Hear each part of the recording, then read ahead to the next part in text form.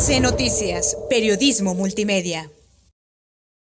Regresamos en esta conversación en una entrega especial de Agencia Central de Noticias. Agradecemos que siga con nosotros el ingeniero Aquiles Córdoba Morán, líder nacional del movimiento antorchista, una organización que además ha sido a lo largo de esta pandemia una de las voces más críticas de la política nacional, de lo que está haciendo el gobierno federal precisamente en la atención de la contingencia sanitaria. Y estamos en México a punto de cumplir ya el primer año desde que llegó la pandemia del nuevo coronavirus SARS-CoV-2. Ingeniero Aquiles, México está iniciando uno de los años más complejos de su vida, con estos números tan alarmantes, decesos que lo colocan en el lugar número 3 a nivel mundial, con una crisis económica muy severa que no se había visto también en un país con muchas crisis que ha vivido el país, pero de todas maneras la situación es muy alarmante. Un presidente incluso contagiado. México está iniciando un año muy complejo, ingeniero.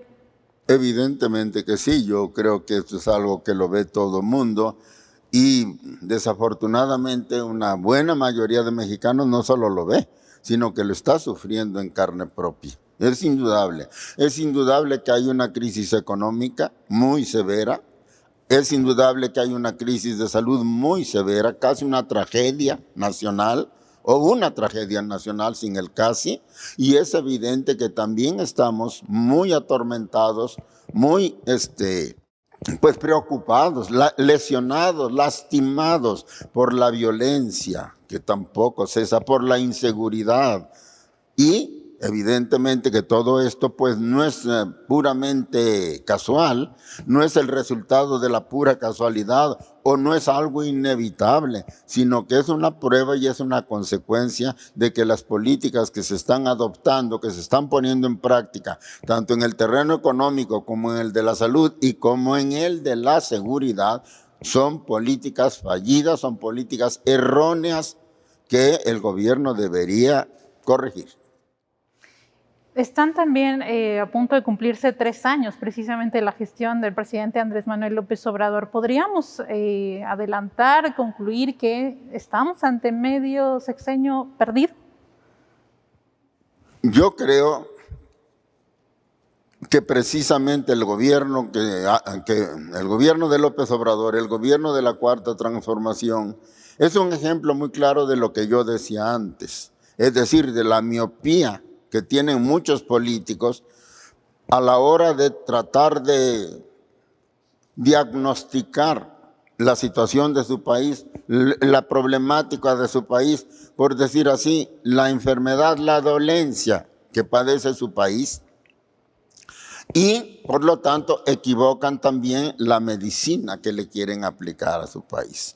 También es un modelo clásico de un olvido o de una ignorancia, no sé si supina o de otra naturaleza, sobre la geopolítica que nos lleva o que ha llevado al gobierno mexicano a tomar el ejemplo, a seguir la batuta, diría yo, que no es la que nos conviene a nosotros. En este caso me refiero muy concretamente a la de los Estados Unidos de Norteamérica. No hay ninguna duda de que mientras estuvo en el poder Donald Trump, México estuvo muy ligado a Donald Trump y el gobierno mexicano adoptó una actitud sumisa, una actitud incluso entreguista, una actitud lesiva para los intereses, no solo para la dignidad, sino para los intereses del pueblo mexicano. ¿A cambio de qué? A cambio de que Donald Trump le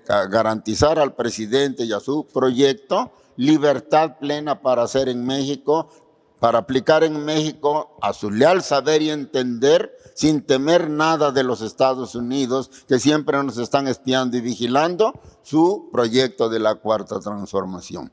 Aquí tenemos un modelo exacto de un equivocado diagnóstico.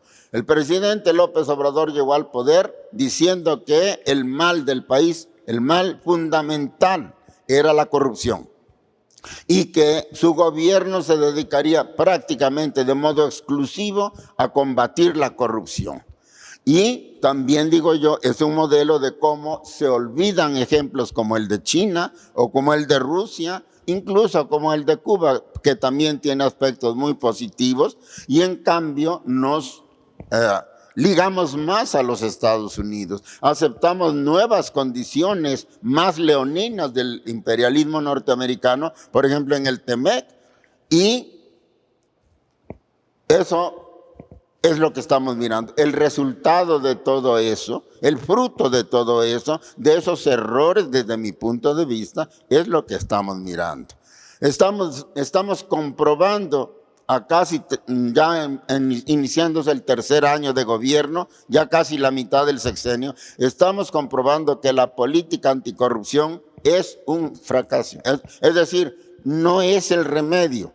Porque las medidas que está tomando López Obrador, según él, para combatir la corrupción, precisamente se están traduciendo en las carencias actuales del pueblo mexicano, se están traduciendo en una legislación mucho más restrictiva, mucho más represiva, se está traduciendo en la caída de la inversión, de las inversiones privadas, y en una economía como la nuestra no se puede prescindir de la inversión privada.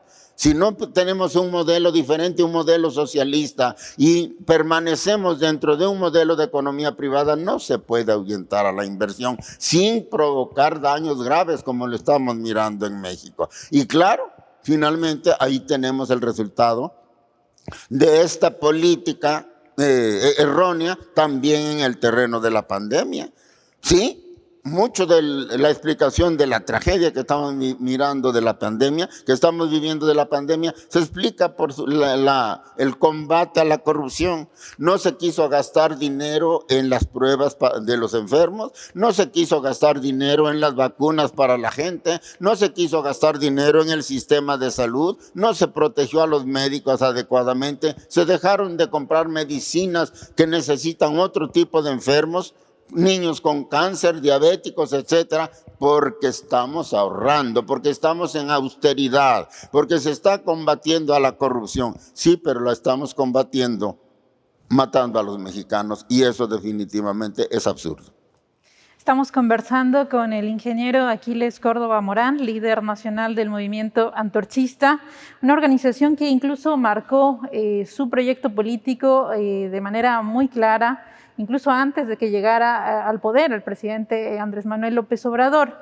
En el ambiente político mexicano hay preocupación por muchas de estas decisiones que ha tomado precisamente la Cuarta Transformación, y se ve un deterioro institucional.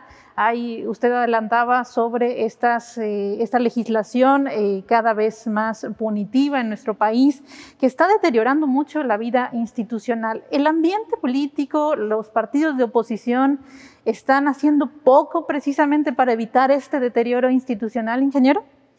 Yo creo sinceramente que la oposición no ha jugado el papel que debió haber jugado ante el gobierno de Andrés Manuel López Obrador.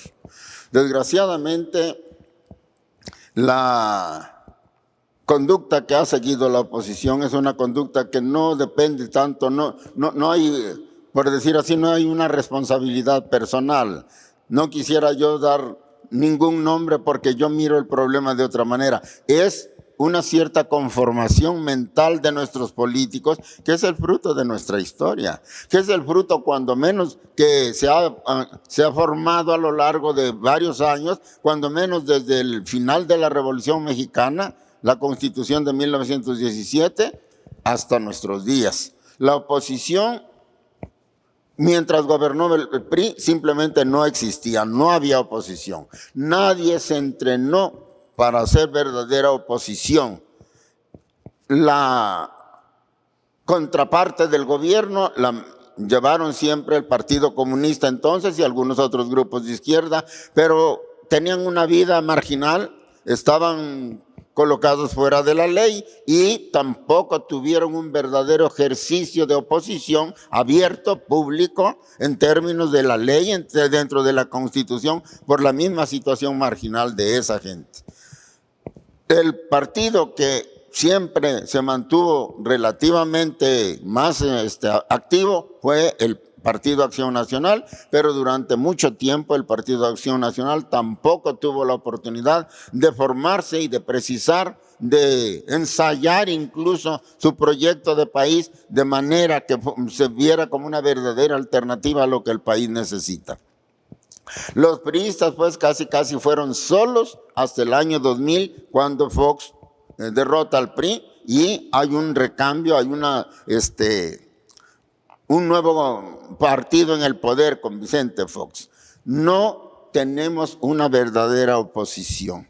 No se ha formado en México una verdadera oposición. Y esto es particularmente claro, visible y diría yo agudo en el PRI, que fue el partido que gobernó casi solo durante muchos años, durante todo el siglo XX. Entonces ahora que se necesita una oposición valiente, clara, con una alternativa de país que realmente se refleje las necesidades, las soluciones auténticas que el país está reclamando, se nota claramente esta deficiencia histórica de nuestros políticos.